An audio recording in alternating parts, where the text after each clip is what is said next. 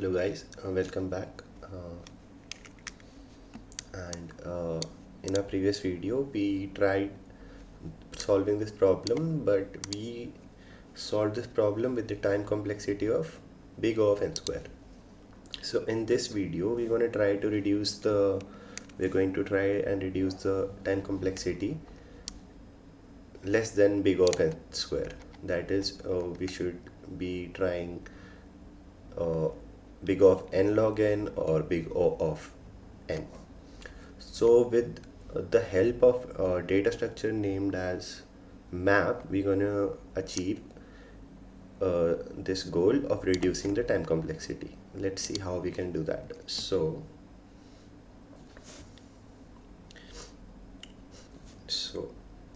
first of all, let us understand what is a map, and in particular in this problem we are trying to use a subset of map, that is an unordered map. So basically what an unordered map is, it's something like, so let's suppose we have the vector 2 7 11 15, and an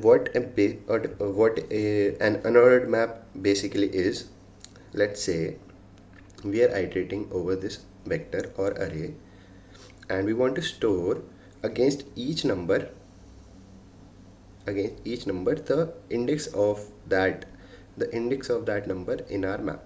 So the index of this is 0, index of this is 1, index of this is 2, index of this is 3. Alright, so let's say we start iterating. So what a map basically is, it has keys, and for each key we have a value.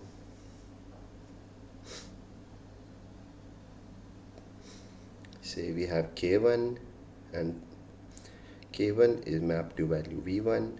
We have k2, that is mapped to value v2. We have k3, that is mapped to value v3. So let's try to do this for our vector, that is 2 7 11 15.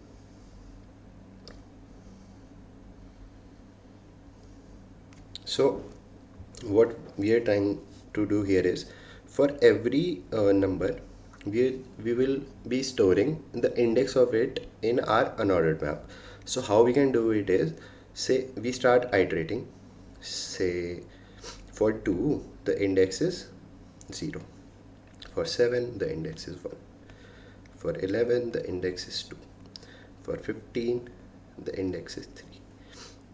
So we have this unordered map with us.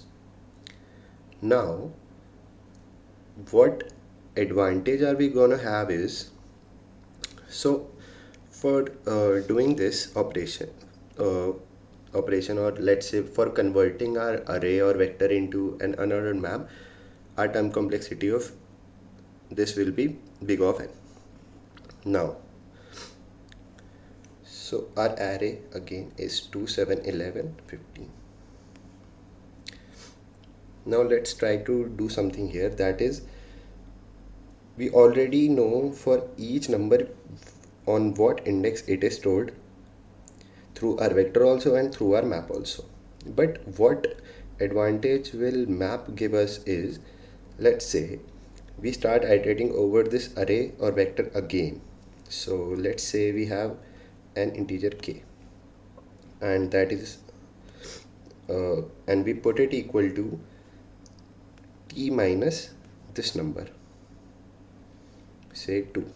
So t is equal to 9, that is target, and 2 is, say, its nums of I, right?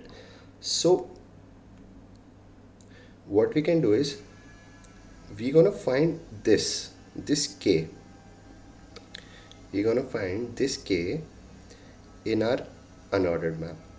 So if we found this k in our unordered map, say t here is 9 minus 2, that is 7. Yes, we have 7 in our unordered map.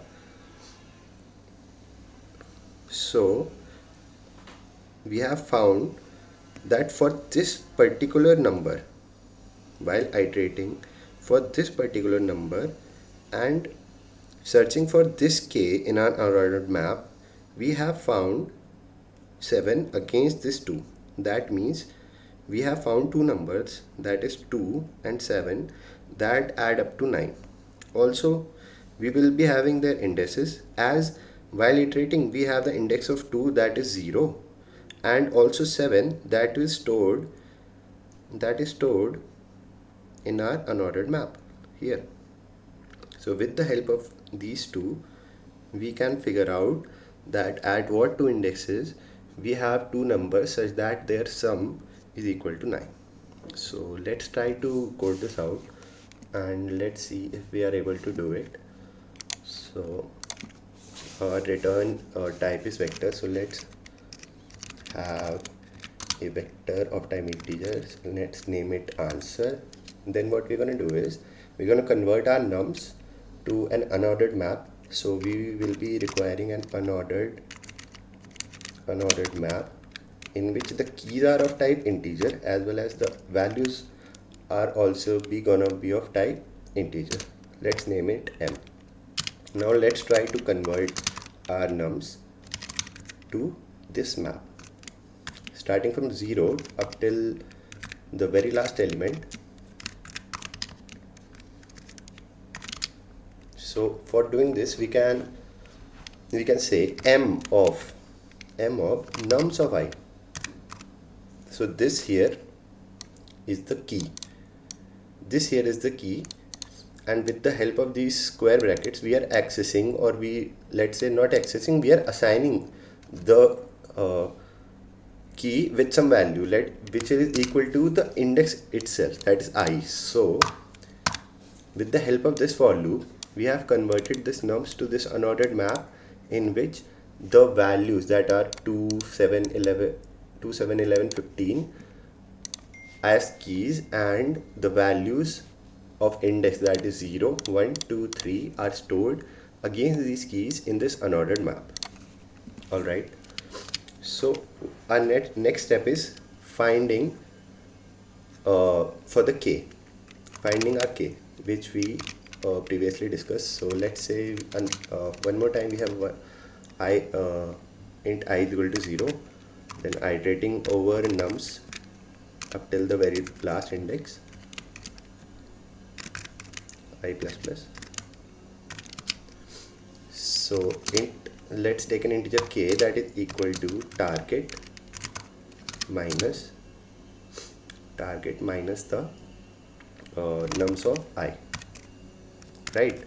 So we have to find this k. So if this map has this value k, m dot find is a function that returns the iterator to this particular number, that is m dot find k that is not is equal to m dot end, which means it is in the map. Also, we have to check one thing, that let's say for the second case, if k in this case will be 6 minus nums of I, right? So k will be 3, right? And if we are trying to find 3, then we will be having it in 0th index. Also, nums of I itself is 3 when I is equal to 0. So this will give us 0, 0 as the output. I'll explain one more time. So we are taking this k, which is target minus nums of I. Target here is 6, nums of I here is 3. Therefore, if we will try to find 3, then we will have it in 0 index, as well as our nums of I itself is 3. Then if we push our indexes into our answer, then the answer will gonna be having 0, 0 as the answer. Let's try to do it. So if k is found, then answer dot pushback. What we're going to trying to push back? First of all, we're going to push back I, the index, and then we're going to push back the index of k in the map. So we will have something like m of k in our answer. So these both are indices. The first one is coming from this for loop I variable, and another one is coming from uh, this maps value for this particular key k. So let's try to check if we are getting the correct answer or not. Also, don't forget we have to break it here. So let's try and run this. See, what I was trying to say was, so in the second case, when nums of I is 3 and target is 6, then k is also equal to 3. So it will be finding 3 in the map, and it will find 3 on the in the map with index 0 only. So m of k here will be 0, I itself is 0, therefore the output is 0 comma 0. So what we should do is, we should put a condition over here that m of k is not is equal to I. Let's try to submit it now.